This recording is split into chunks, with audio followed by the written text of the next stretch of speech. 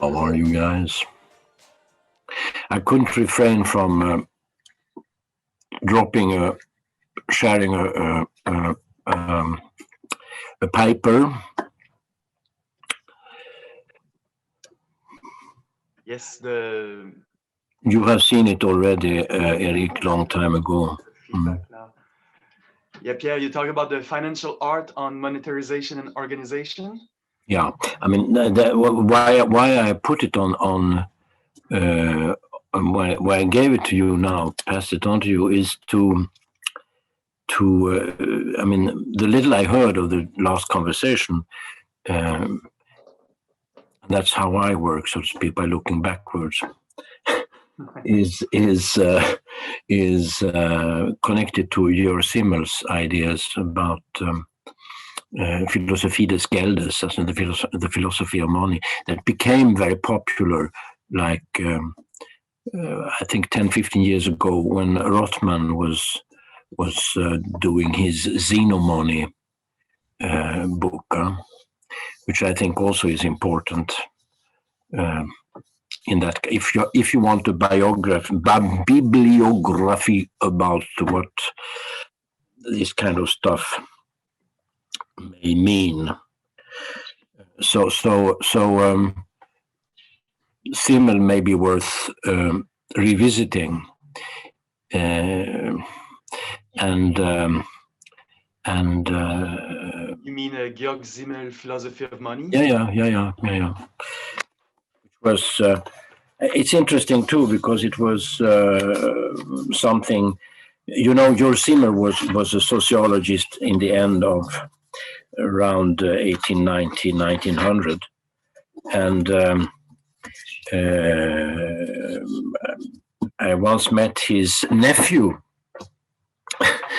and he also talked about Uncle Georg as a very, very silent and not very communicative man who sat in a corner and writing his books all the time. He was part of these fantastic German sociologists. They were not really called sociologists at the time, but they were social scientists, and they belonged to this brigade of that were tackling the social problem, as they called it, which occurred, which became very important when Germany united in 1870 with Bismarck. And Bismarck had a brain trust of German philosophers, and these German philosophers actually came up with what we still use as sociology today. So it was like a cradle of sociology, where philosophers started to do things which later become sociology. Max Weber was, of course, the one everybody knows, and he was obviously not that happy with Georg Simmel, and Georg Simmel did not get a job in university until very late in Strasbourg. And there were, when I talked to the nephew, Georg Simmel, quite an interesting statistician actually from New York. I hope he's still alive. I doubt that. But he was saying that, Max Weber probably was very, very jealous of Georg Simmel, because Max Weber, as you know, he has some kind of acedia. He couldn't write. He could write, of course, but he stopped writing, and he had whether it was a depression or whatever it was, who knows. Meanwhile, Georg Simmel, he was forced to write all the time because he lived by his pen. He was doing these fantastic books that we today appreciate, and that were actually regarded as some kind of popular literature, which was a popular literature because it sold a lot. And one of the books, long story, one of the books that sold a lot was Philosophy on Money. Okay, there we are. And he's tackling, the how does the new kind of monetary regimes, how do they affect the psychology of people? And it was a psychological, philosophical. Seems that you are deep into this kind of subjects. I don't know if it's sometimes it's a little bit securing to turn to back old dusty books and it's very soothing to hear you, Pierre, as always. Catherine was asking who you're talking about. It's a Georg Simmel. Georg Simmel, yes, of course. I will write it in the chat, and I will do it. I will do that too. Laura, just next to me, found the book that you're discussing, also the Xeno Money by Rothman. Yeah. Economics of Zero, also. Mm-hmm. So we will share the links in the chat. So yeah, without any further ado, after this wonderful historical introduction, it's always such a pleasure to have you with us. Pierre did a presentation also in the first lab we had in Stockholm back in November. I mean, Pierre is a sommité when it comes to thinking money as an organizational force, and a sommité for many other things, but that specific subject makes him such a precious ally for the sphere communist venture that we are all engaged in. So Pierre, thanks a lot for accepting the invitation. Thanks, and I'm blushing when I hear that. I hope you, yeah. So I'm putting the last footnotes to a manuscript that Eric has seen a summary of, and I think that was the reason why you suddenly thought I could fill out a little space in your conversation. So it's an honor for me to be invited, of course. And the book, which will appear with Sternberg Press in Berlin and distributed and also on the lists of MIT Press and Presse Pluriel, which is a French publishing house, is called Curating Capitalism. And the reason why I call it that is that I think that there is an interest in combining art and economy, and my position is that I see lots of, let's say I collect things that support my idea, as most authors do. So what I've been observing is that social scientists go back or want to do curating in order to get an understanding of their ideas. And shall I go rapidly through what this book is about? Okay, because it might be so that when I've gone rapidly through what the book is about, you'd say this is nothing for us, and then I understand that. That's an honest reaction, if so.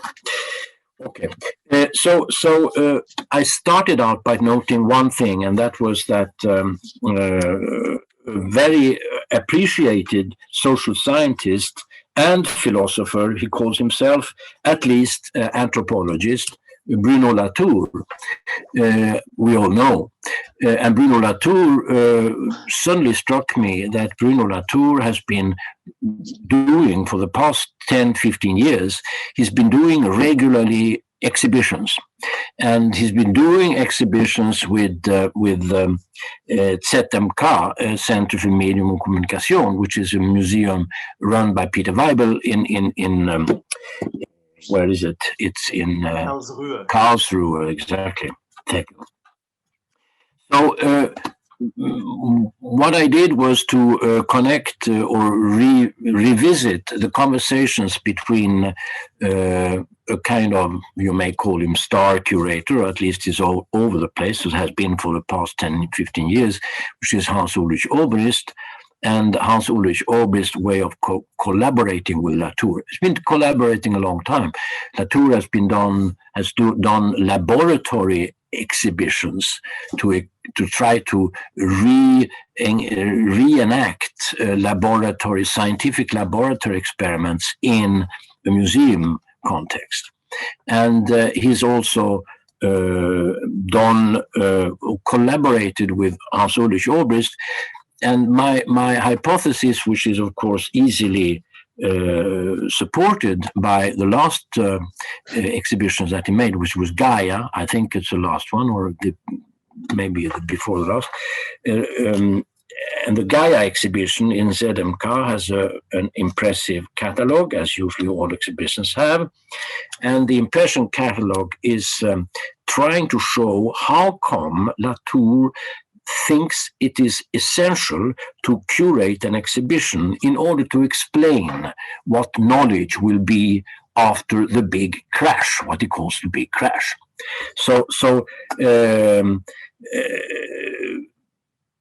And the big crash is the big crash of scientific and social science approaches. Social science doesn't understand what goes on, and it has to, as Latour puts it, has to be reset.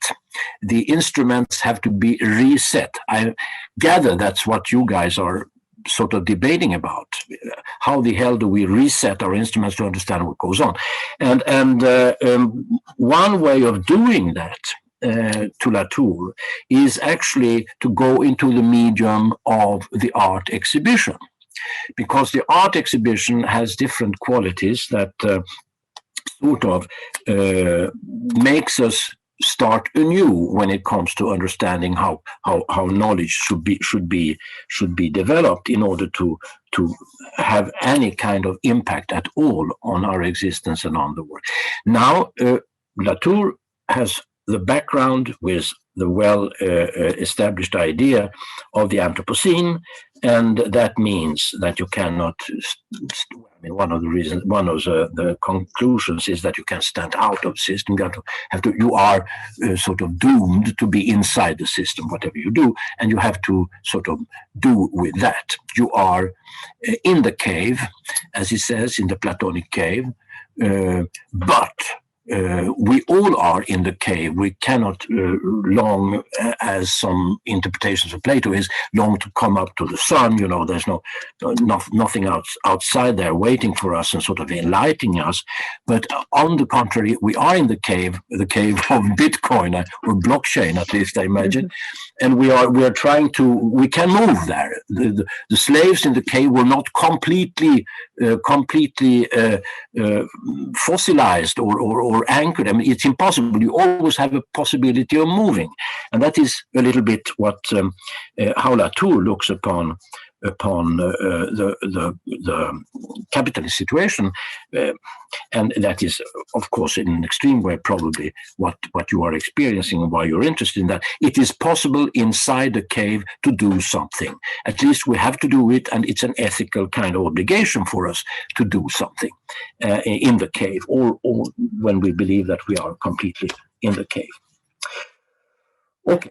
So the first step is in the book is sort of to present the arguments, and already here I can expect that even more of you will going to shut off the screens and do something else. But because what he says, I mean, what Latour says is, of course, that I have to go back to the concrete, I have to go back to the object, I have to go back to an object-oriented kind of world and to a phenomenological situation. That is where the knowledge is created, and meaning that that the hype of being able to overview a system, understand it from the outside, there is no outside. So you are always inside, and the way in which coping with this is actually to do a concrete physical kind of show and accompany it with a book that you can't understand if you don't go to the show. Okay, so this is how art comes into social science and how it sort of merges. And again, Bruno Latour's idea is, of course, that capitalism, whatever you call the situation we are in, I don't know, you say capitalism, you don't say that there is a possible socialism. I don't think there is, hell knows what it is. But this kind of a capitalistic situation should not, as the Frankfurt School has sort of inculcated into, we are resisting. To Bruno Latour, in his little bit arrogant way, he says that this kind of talk about resistance is very close to a very romantic kind of idea of la résistance. You know, everybody was, after the Second World War, they were in the resistance, although whole France was on the verge of being banned, completely eradicated from the map, because everybody was a collaborateur. But now, afterwards, they're all resistance. We do resistance. So Latour says it's action that is interesting. It is not resistance in that sense. Fine. Second step in the argument, which I'm trying to build up, is, of course, the argument of the arts as being something interesting from an ethical point of view. And in order to have it being interesting from an ethical point of view, you have to also have a respect for the art. And I think this is important. And what I'm doing in the second chapter, I'm taking a picture of the art that was a couple of years, 2 years, I think, ago, quite successful in Cannes. It got la Palme d'Or.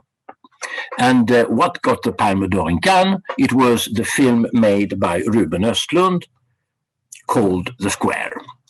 The Square is a comedy, tragic comedy, about a curator who thinks he can change the world with an installation. And the whole thing, the whole argument of Bruno Östlund is that this kind of idea of believing in the arts to do something, this is not necessarily a humbug, not necessarily a bluff, but it's almost what it is. Because what happens is that nature always wins in the long run, and things, the art world, the sociological game and all that kind of stuff is just a superficial bullshit, and So I'm contrasting this movie, you may have seen, The Square.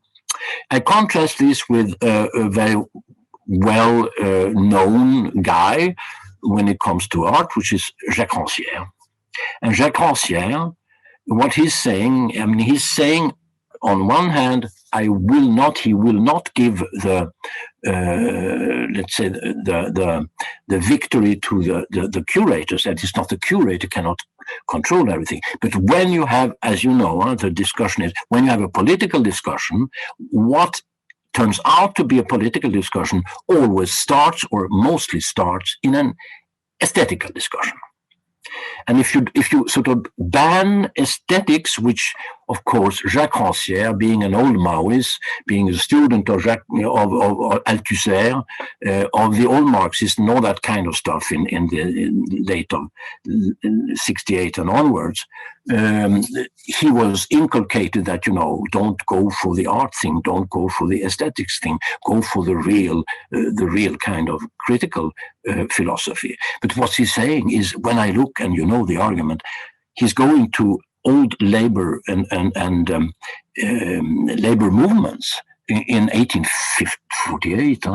Eric, you know this by heart, and later on, and says, if you scratch on the surface and see what these guys who were doing, who were activists, were actually feeding on, it was not long-winded political analysis. It was aesthetical communities that were formed.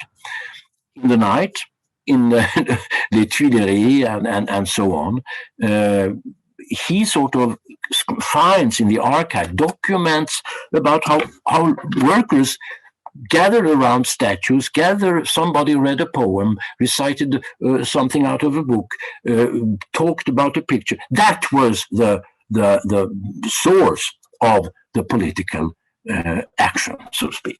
That's the second argument or bits, fragments in something which probably becomes an argument. Okay, are we? Is it okay? Shall I go on? Are you? Some guys are still. We follow you all along. Oh, that's good. That's good. What I'm doing then on in the next chapter, I'm actually interested in the art world. I'm interested, and I had the possibility of participating as some kind of observant participator, whatever. I carried beer and coffee sometimes and did that sort of participation, but also was part and recorded what was going on, in this case, in the Venice Biennale preparation of the 2009 Venice Biennale. And what you see there is, it's not that kind of stupid thing that the capitalist decides what's going to be and it's going to be on the market and that blah, blah, blah shit. No? It's rather a discussion about how you attract, how you lure, if you want, the collectors who have resources and who must spend these resources in the Biennale in order for the Biennales to happen, because Biennales are dependent on collectors paying the transports, paying the insurance, paying the artists coming, So the extra money that you need for that kind of project comes from donations from, if you want to call them capitalists, but they're at least collectors. So the whole discussion is how is this argument, how do you engage the collectors? How do you engage, if you want? Now I'm doing some kind of generalization here, which I don't do in the book, of course. That would be stupid, but it's up to you to do. But the how do you lure or charm the capitalism into something which becomes a joint project? And again, next, let's look what happens in the Venice Biennale. Let's look what happened in the Documenta. Let's look, how is that curating done? In the fourth chapter, I go even more into became a friend of mine, started out as a person who had quite a bit of money, invested that money in opening a center for dance. So how does she work, and how did she, inspired by the Andy Warhol idea, started to introduce dance, movement, and that kind of whatever that also takes, the movement. One of the persons she immediately invited was a guy doing Deleuzian architectural thesis on movement. He said she just met him, sort of inspirational. Come on, stay in my place, meet the bankers, meet the financial people, meet the businessmen who come into my place and who I offer this kind of stuff.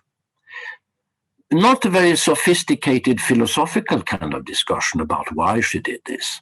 And the argument that she did it for status, she did it for boosting her own ego.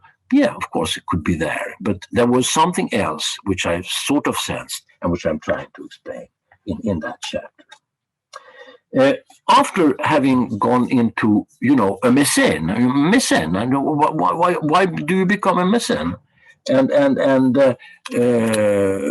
her way of working, I go to the next step, which is an obvious step.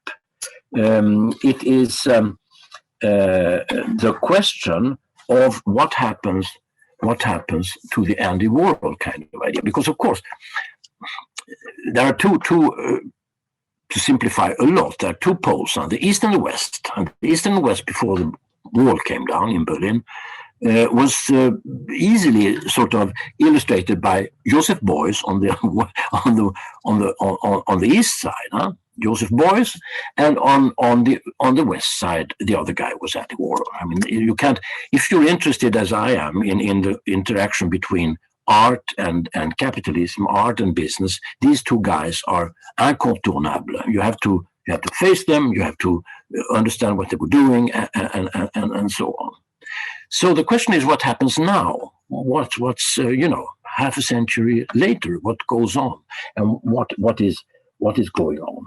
And this the next chapter is about someone two generations at least after Andy Warhol, which is Alex Israel, and Alex Israel's way of working and what he does and so on.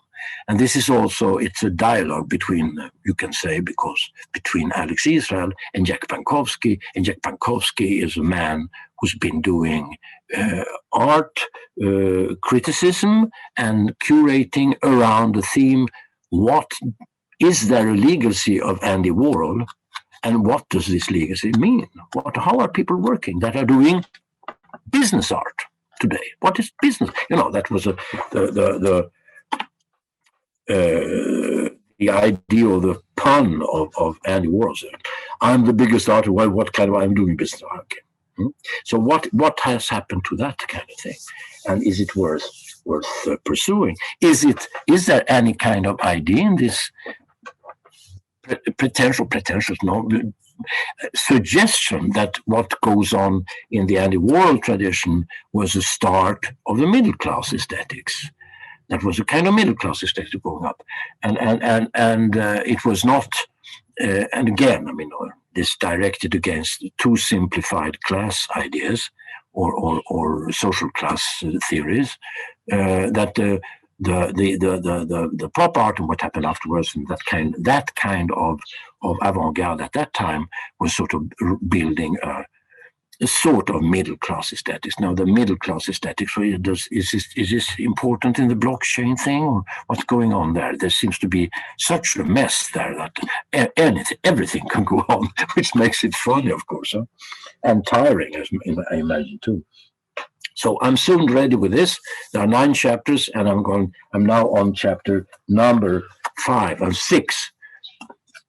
The 6th chapter is a must, because have I done all this, I have to go and have a look at luxury.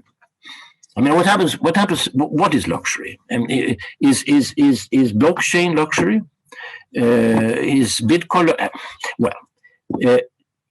It's actually a fact that when you introduce art, as I do in the business school, I have a bait, and the bait is luxury. I throw it into the water, and people are grabbing it. But and then we have a little group of people. They like bling bling, they like champagne, they like Ferrari. Okay, and we sit down with this kind of nostalgia for Ferrari and champagne, and we revisit les palais, le Grand Palace, the 5-star hotels, and that kind of stuff. And we realize that we are in a fantastic, interesting, nostalgic, historical trip. And that is, a 5-star hotel, this kind of luxury, it's history writing, and it is impossible to realize. Negresco still exists, but on the verge of breaking down. And the other palais, they don't exist anymore. They are now apartment houses. So you can't do. So you realize, okay, so this luxury thing, the old luxury, the old aristocrat, the snob who were so sorry because they were not aristocrat, and stuff like that. That's fine. That's. But there is some kind of new luxury now. So what the hell is that? What is the new luxury? And when you scratch on the surface of the kind of new luxury management, because I'm doing, as everyone, as Pierre Bourdieu did, as Luc Boltanski has been doing for years, same kind of school, we try to learn how capitalism works by reading the textbooks that young capitalist people are sort of fed with in business school. And if you read the luxury strategy books, what do you see?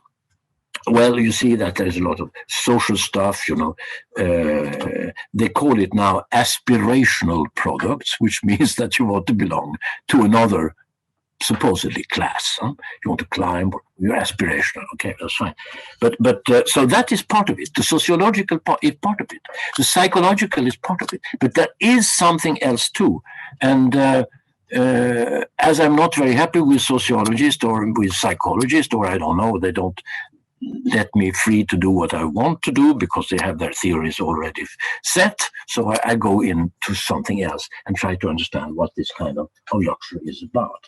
And when I'm done with that, I'm now soon done with my presentation. The next thing is to go into finance. And this happened simply because I was invited by a very nice gentleman in Luxembourg for a big conference on art and finance. And that's what you are into, I guess. And I'd be happy to suggest that you invite that person who is an expert from Deloitte, he's been doing conferences on art and finance for now 10 years. And he has gathered. So I came into this hall, conference hall. I was a keynote speaker, but there were 12 other keynote speakers, so there were lots of keynotes. And these guys came and spoke about art and finance and so on. It was fantastic because it was illustrated by. Not by artwork. I mean, the only artwork that was shown on the screen in this fantastic hall in Luxembourg, by the way, next door to the Musée d'Art Moderne, the only artwork that was shown, it was a bad photograph quickly going on the screen by Damien Hirst's, upsewn skeleton or body of I think a sheep or a cow or something like that, or something Damien Hirst did like a long time ago. That was the only stuff. The rest was illustrated by virtual pictures, and it was illustrated by crates going along a conveyor belt, flying in with big aeroplanes, landing, being put on carefully, of course, with robots almost, put on lorries, and those lorries were driving down in the basement in some kind of free port, beton, bunker, and so on. And all this was explained and discussed, and without showing at least any kind of the artwork. Now, this was a mystery and very interesting for me. I can say that one of our doctoral students at SEC Stockholm School of Economics is actually working on this for the Freeport thing, and you should invite her because she has much more interesting things to say about that. So, it becomes extremely difficult to make a conclusion, to actually do what the dream is. The dream is to have art and collectibles as financial assets. It's so difficult to do. We can't, there is not enough regulation, there is not enough standardization, there is not enough measurement possibilities, there is not, things are not as easy as the dream of maybe the financial theorist or the banker or the private banker or the wealth administrator. Not as simple. So it's easy to think about these things, but to do it is quite another thing. And that caught my interest. So that was from the luxury to the finance, and then finally I went over to Arles, and was invited generously by one of the collaborators, a very interesting lady, by the way. I could tip you on her. She's been working in the art world and also in the finance world, and she invited me to Arles. And what in Arles? Well, I was invited to Luma, which is Maya Hoffmann's creation of this Center for Art. And what I find there is a way to, of course, it's Maya Hoffmann, as you know, takes the money from Hoffmann La Roche, which is a big pharmaceutical corporation. It's a family firm, I think. I don't think it's on the stock exchange, but who knows? Anyway, money comes from there, but also tradition. And the tradition is an ecological tradition in Arles.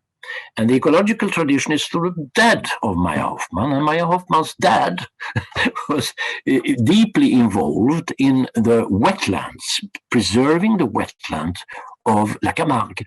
and combining these wetlands, protecting them by the wildlife funds and by making an international network of wetland lobbyists and working on that. He worked on that very long, and now Maya Hoffman is doing the contemporary art in art, and with the ambition of combining what goes on the Camargue, in the wetlands, and in the art. This is not so easily to understand. So she's moving around there, and she's moving around again, and that is the what I find in Arles. I find that one guy who's been there is also a curator, who's been very influential, very important in the history of Luma and in the project of Maya Hoffman. It's again Hans-Ulrich Obrist. Hans-Ulrich Obrist we met in the first chapter as the companion of Bruno Latour, saying probably to Bruno Latour, come on, let's do a show, let's do an art show. And Bruno Latour suddenly sort of think, maybe that's, and finding out it was interesting, doing several art shows with Hans-Ulrich Obrist. Now, Hans-Ulrich Obrist is part of the inner team that has been sort of doing the strategy of Luma, and again, what do I find there? I find what is the strategy? What is this kind of curating? How do you curate capitalism? How do you go in there, sneak in there, survive, and do something else out of it? What do you do in the cave? I mean, what is your inspiration in the cave? For Hans-Ulrich Obrist, it's one poet, which probably all of you know, and the poet is Édouard Glissant. And Édouard Glissant, who also happens to be, I mean, he's now dead, not so long, but he was very inspired by another philosopher I'm interested in, but that's another lecture. If anyone's interested in that, we'll do that, but not now. And the guy who Glissant has sort of been so inspired by is Gaston Bachelard, French poet, Gaston Bachelard. Okay, but Édouard Glissant, so what is Édouard Glissant doing? How the hell can you say that the strategy of curating capitalism done by Hans-Ulrich Obrist, you want to go to the root of that and understand what goes on, you end up in trying to understand Édouard Glissant. Édouard Glissant, a whole neo-colonial, comes from Martinique, a background, comes to La Métropole, that's Paris, comes there, develops his own poetry, and sort of develops, by the way, Édouard Glissant was also a bureaucrat. He worked for, I think it was UNESCO or OECD, or some UNESCO, I think it was. He was librarian for UNESCO. That's a good way to survive if you're a poet. And he did fantastic things, inviting also Deleuze and so on to do right on this stuff. So Édouard Glissant, and I'm not saying more, I think I'll wrap up there. And Édouard Glissant becomes the guy who inspires Obrist and others to survive and do something in this archipel that is this kind of floating, non-centralized, decentralized world, which he experienced in his youth, and he now thinks is taking over the globe, in a sense that we are going into this archipel. That is what's, and to be surviving in an archipel is something different again, and maybe it's also connected to things that this kind of blockchain stuff inspires you to talk about. That's basically what I have to say. So I'm sorry if it wasn't that. I also have a couple of other small phenomenological incidents. I'll be happy to deliver them if you like. You get it as bonus. Okay, thanks for your attention, guys. Well, thanks, Pierre. I mean, I'd be down for a little phenomenological bonus. If you're feeling like it. Can I share screens? Oh, that'd be wonderful. We'll see if it works. I'm not sure, but we'll try. I will. Please. Okay. Well, all right. So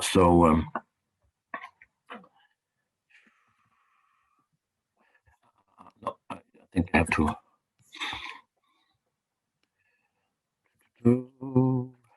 It worked, and then it switched off. Oh, I know, and it was my fault. So I failed, but it was I was controlling the failure. Still works. This is I'm not going to flip around things, which are it's like Kunstkapital, Joseph Beuys, and Joseph Beuys himself. I mean, I'm a little obsessed with it because I was invited to inaugurate a long time ago the first private university in Germany, an interesting place, and I almost met Joseph Beuys. I met his disciple Johannes Stüttgen, who's now on is centenary of Joseph Beuys today now, and on Arte you have programs. And Johannes Stüttgen was fun because I realized afterwards that he was really the disciple. He was wearing almost the same hat, the same waistcoat, and doing the same kind of lectures as Joseph Beuys, with the same kind of gray and blackboard thing. So this is where you can, and one of these guys, actually, this person, that is all Georg Simmel, da bist du na. Du bist mit Kant und Schopenhauer und Schiller und Nietzsche und good old Dewey. All right. So this is a little bit what it happens. I mean, and we'll getting to the phenomenological. I don't know if we have it here. Yes, we have it there. And it's I do it in German. I think we have to do this in German. So let's see if it works. There's Jakob. Jakob is around in Germany. This is good. This is good. Can you hear when I speak too? Yes, we hear you.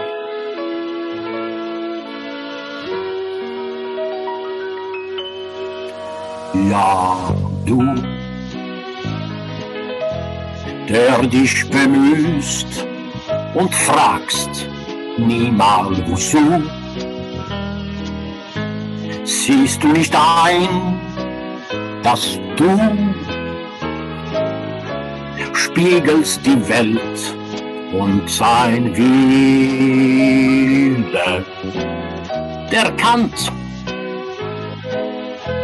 suchte das Wahrheitswesen, aber fand in sein Gedanken nur das Ding, als Ding an sich streng verborgen. Das Sein verschwindet und sinkt wie Stein in dunklem Teich. Das Sein kannst du nur fassen als dein Leib und Fleisch. So du bist ja das Ding, das Kant nirgendwo fand. Das Ding an dich bist du. Dein Leib trägt der Geist, der die Welt ist. Frage. Siehst du nicht ein, dass du spiegelst die Welt und sein Wille? Das war Schopenhauers Argument gegen Kant da übrigens, das Kant. Er hat nämlich die Wahrheitswesen gesucht, aber fand in sein Gedanken nur das Ding, ja, das Ding an sich streng verborgen.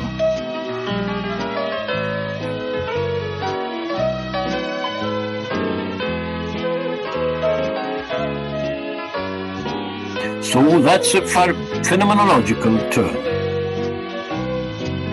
Das Sein verschwindet und sinkt wie Stein im dunklen Teich.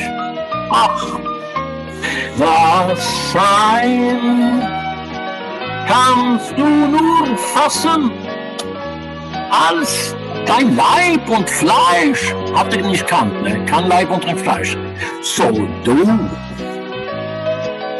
bist ja das Ding, das Kant nirgendwo fand. Musst du einsehen, dass du dein Leib trägt der Geist.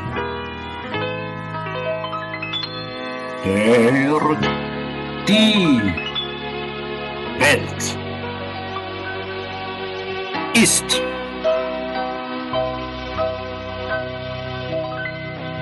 one. So that's the first thing. So I mean, this is the problem is, of course, if Schopenhauer is correct, then there is something missing in the Kantian idea, which is a kind of Bitcoin or blockchain world. Maybe it is. Let's go on now and see the next thing. There is perhaps a hope to do something else, and we are traveling through this material I've been using in my book, Nouvel Esprit Capitaliste. And it's interesting because, I mean, Nouvel Esprit Capitaliste, the new spirit of capitalism, would never have been discovered hadn't it been for Eve Chiapello, who was a professor of accounting at HEC in Paris.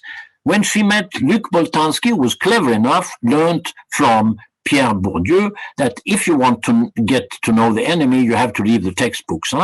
So Eve Chiapello helped Luc Boltanski finding these books where this was sort of what he found. Partage du sensible avec Monsieur Jacques Rancière, posing as a communard, very impressive. Schiller, who sort of delivered the aesthetic theory that Jacques Rancière is using. And these are, who's that? That's esthétique relationnelle. Who's esthétique relationnelle, Eric? Exactly. And d'autres trucs, blah, blah, blah. This is my friend Eric Satie. And what the hell is he doing there? Honestly, oui. La volonté est aveugle et bornée qui ne sait pas rêver. Sans les rêveries de la volonté n'est pas vraiment une force humaine. C'est une brutalité. So, are you helping guys to dream? Are you dreaming with this? And these are some of my heroes. Jacques Tati, of course, Nora Tour, Nicole de Ventre, who's also very interesting, and old Gaston. Ah, bien entend, où chaque métier aura son reveur attitré, son guide onirique, où chaque manufacture aura son bureau poétique. C'est Gaston Bachelard. And now we are doing what I would like to do and trying to do to get to paradise. And your question to you guys is, are you on your way to the paradise? If so, I congratulate you.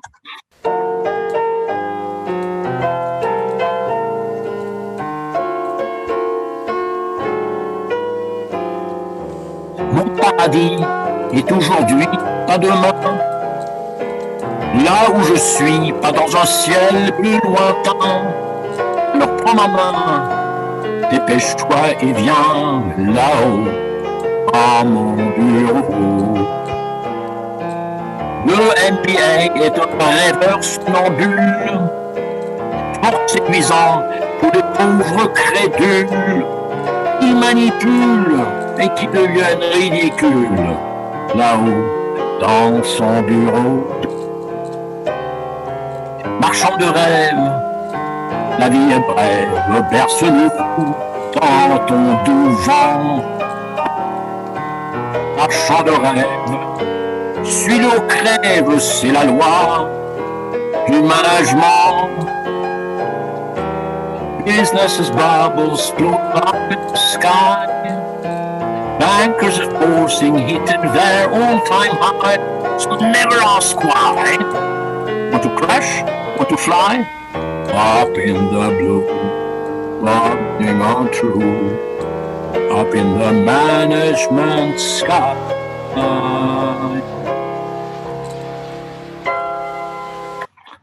Thank you, guys.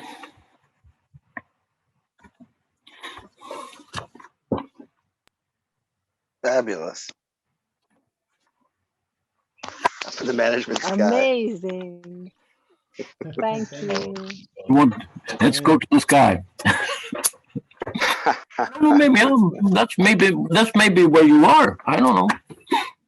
I just feel like also I don't think I can ever do another Zoom meeting without some kind of management jazz. You know, I think you've broken the ceiling.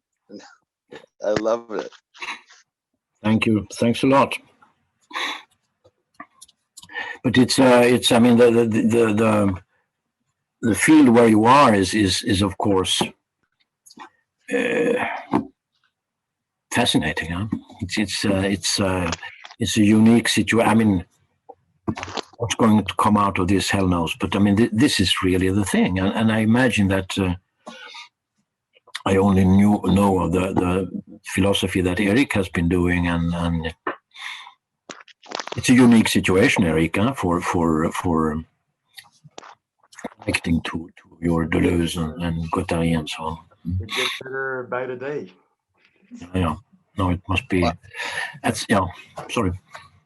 Well, I think just one of the things I appreciate, Pierre, about what you brought just now is almost like as an example back in like the mid-century part, but also in the second part where you kind of took us through your own obsessions and curiosities, that it kind of was showing kind of a choreography of that curating that you're talking about, that embraces that episodic rhizomatic of poetic, relational, intensified, and just giving us some appreciation for how many different styles there are of doing that, and that they're all situated, and it's just it's so rich. It's exactly the kind of thing you want to see flow into the kind of crypto design space, social design space, right? Which can, just like something like improvisational music can start to take on its own native aesthetic, and it's a bit embarrassing because it doesn't know, it doesn't act like it knows. As an improvisational musician, you're like, oh wow, that's so improvisational. Oh, you're not even acting knowing that you're referencing all these things. And there's something in Joseph Beuys and in Andy Warhol that, because they know it's circulating and they name some of those things, that brings in other people. You don't have that embarrassment. Instead, you have a certain kind of richness moving right in the midst of it. Thanks a lot, Joel. Yeah. Of course, I mean I was thinking of that when you opened up and when I heard you saying a couple of minutes before when you ended last session. There was, of course, the economists were very, very accurate when they said what we need is neutral money. Neutral money, knowing that that lots of things could happen if you didn't neutralize money, and they had their recipes for doing this, and theoretically recipes such as how to lock down the money into something which was purely an instrument of trade, huh? And all the other things were, I mean, you find it in Aristotle, you find it all over, sort of no-nos, and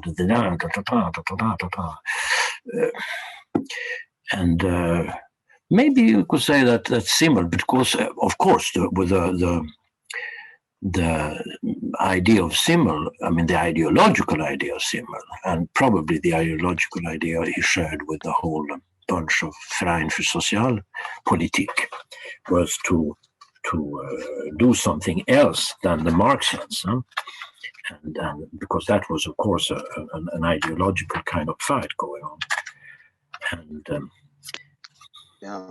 maybe you can say that Simmel pointed at the imagination and the possibilities, which was not necessarily negative.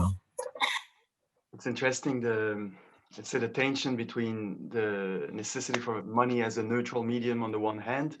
Clearly with crypto, there's the possibility of deneutralizing money, or a little bit following Hayek's idea of private monies. You know, that's one of the influence at the beginning of the Bitcoin experiment. And away from the central bank, you mean, and that kind of thing. Challenging central bank control on money issuance through privatized issuance. That's very easy to plug Hayek into the crypto space.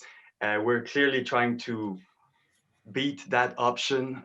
Why? Hayek is fantastisk, der Hayek. Was ist da los mit der Hayek? Ist doch gut. Okay, I'm just joking. It's a great designer in that sense. Now, I like what you were saying before about like, okay, neutral money, sure, but then the lures for attracting collectors, these are highly qualified objects, like crafting the lures for attracting a certain type of capital to make our little rafts float a bit longer. That's something that we'd love to have your consultancy advices for in a soon enough future. I see Ule smiling because that's the kind of like also the enabling constraints that we're working here. Like Pierre and I, we met 10 years ago in a Deleuze Studies conference in Copenhagen. When I arrived in Copenhagen, I discovered that the Deleuze Studies conference that Pierre was organizing, it was a business school. And back in 2011, I couldn't believe it. I was like, whoa, the fourth Deleuze Studies conference is organized by the Copenhagen Business School. And then we started discovering how actually these business schools from the Nordic countries had aesthetic and philosophy departments embedded in them, which, I mean, from a Canadian perspective was an absolute discovery. And then walking in Pierre's presentation, which was called the Schwung Magic, he basically told us about the friendship tying Deleuze and Guattari together. And I was like, okay, this guy is onto something. He's reading Deleuze in a way that too few academics, patented academics, are doing. And well, I mean, you've proved. No, but that was, I mean, this is one of the ideas we had there was of course that Deleuze, on his own, well, we would appreciate him as a very good philosopher in the sense of history of philosophy and hermeneutics also of philosophy. But I mean, it was in meeting this obviously crazy guy, Guattari, who was not that crazy, but then anyway, in their connection. So what meetings are happening amongst you guys? That's and where are the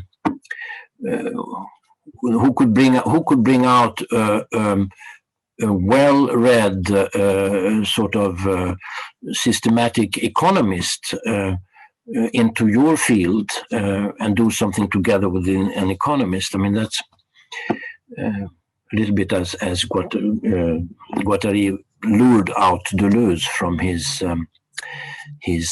ivory tower, in a sense, I would say. Pierre, you were mentioning El Capello, accountant. El Capello. I should say, I'd be curious to hear a little bit more because the next and third lab is going to be about accounting otherwise. Oh, that's. I mean, you have to, if you're interested in accounting, you should absolutely talk to Jessica Baxell, and now she's doing stuff with Paolo Quattrone,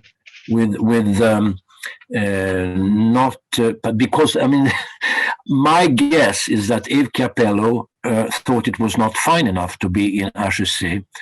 Now she landed in École des Hautes Études en Sciences Sociales. This is very fine. Huh? Mind you, another thing too is that if you want to do good philosophy and interesting philosophy today, you should go to business school, because that's where they will actually hire you and love to have you collaborate. That's where they could do it. So, but what was I saying? Eve Capello, she left the field of accounting, but Jessica Baxell can help you to other guys. There's a fantastic guy in HEC, in Paris, who would love to be in your group as well. So, but I'll post you with some guys I know. Paxel? Paxell? Pardon? Jessica Paxell. How do you spell her last name? BACKHELL. No, it's SELL. Backcell. We'll be in touch for the details. Yeah. No. Jim, you studied in a business school, haven't you?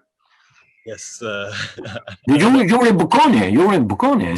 Pero, Yeah. No, but I mean, Bocconi, that lots of they have a facade which is very we are a very business school, and we're more business school than business schools and stuff like that. But if you scratch on the surface, I imagine you'll find fascinating guys. Absolutely. Yeah, I have. I found one aspect of your talk problematic, which was you presented, or you dropped so many bombs that it's. I find it difficult to get back into it because I'm too amazed by the last thing you said. But I thankfully took some notes. So first of all, I think the concept of new luxury was still hanging in the air because you put that into question more than you proposing something for the Well, that has to be. I mean, there are lots of ideas about what it could be, but it is in the in Stato Nascendi. It's sort of it's coming, and there is. Yeah, as I said, I started with these courses with business school students. We say art and luxury, and as I said, we start with champagne and Ferrari, and that becomes boring after a while. So we think about other things, and it opens up into very interesting things. So new luxury is it's a field for you. Yeah, and I think there is a couple of people here that are very qualified to speak about that. One being Laura Lotti, and she gave a talk in Stockholm about the degen culture, in a way, the anthropology of new finance, and it was such a amazing talk from my perspective. That was predicated on this particular, let's say, theoretical bottleneck. And I think if I would distill something from that as what would be new luxury for these new agents, what is the new dream, etc. It's the core of it is financial freedom detached from morality, in a sense. And I feel that is where they are loading, or these degens that we talk about, the degenerate traders in DeFi, decentralized finance. They are in pursuit of, and while you were speaking, Eugenio wrote in the chat, Lambo, which is sort of the symbol of, making it in this new paradigm. And this is sort of plugging perfectly to the luring element that you mentioned. Now all these people who generated this weird wealth are now the customers of this NFT space, which is the new art medium. So they are very interesting, and I think it speaks a lot to your curating capitalism bi-directionality that I'm very passionate about. That there's a recursive element of co-manipulation, and yeah, I feel that we are, in the middle of all of that. That's one thing I was going to say. I mean, I would, yes, but my reaction would be, go for Glissant and not for Adorno. Give it a try. And because it's not naivety, it's not cynicism, absolutely not. But see where that takes you. Because they're probably, and we don't know who they are, the good forces and the bad forces. But I mean, the Glissant is some nanoseconds before we all die. There is a hope. Well, it's because I started one of my articles with Glissant's archipelagic framework, because we were building inter-organizational communication modules where like DAOs, decentralized autonomous organizations, could talk with each other. And that, to me, was very much in Gülistan's realm. And I imagined islands as these digital organizations, etc. So, but I definitely need to dive deeper into that. But this, yeah. So there is another kind of way. I mean, I was listening yesterday to have an example, a little surprising example I was listening to an old recording of Jean-Marie Straub and Daniel Huillet. You know, Straub and Huillet, super Marxist, old friends of Brecht and so on. But he had a fit in this discussion. It's a colloque from Vienna, long time ago, I think 2004 or 8 or something like that. And he said, oh, j'ai marre de ces critiques, ces cons qui sont la critique, et les gens qui sont la critique. So it was a fit against the critique, which blocked you into what you're criticizing. I mean, simple as that. Huh? So the more you criticize something, the more you become it. Huh? And I'm not sure that Straub-Huillet has the success pill for getting away from that, because you would think that they come out of the archie-critical kind of tradition with the Brechtian and orthodox communist tradition, if you want. But, so that was, but no. La critique, c'est oh non, c'est ces petits rigolos de philo. Faut prendre ça au sérieux. Guys, I'm invited by my dear family to, for the first time for very, very long, go out and have a dinner in a restaurant next door here. And as I got the first shot, I will celebrate this by getting reasonably pissed in the company of my wife and my daughters. But I have to, yeah, thank you very much. Okay, so it was great. I'm sorry, I have to leave you now. I really appreciate it. Huh? Thank you so much. Thank you, Pierre. Thank See you soon, huh? Hey. Thank you, Pierre. Thank you so much. Bye-bye.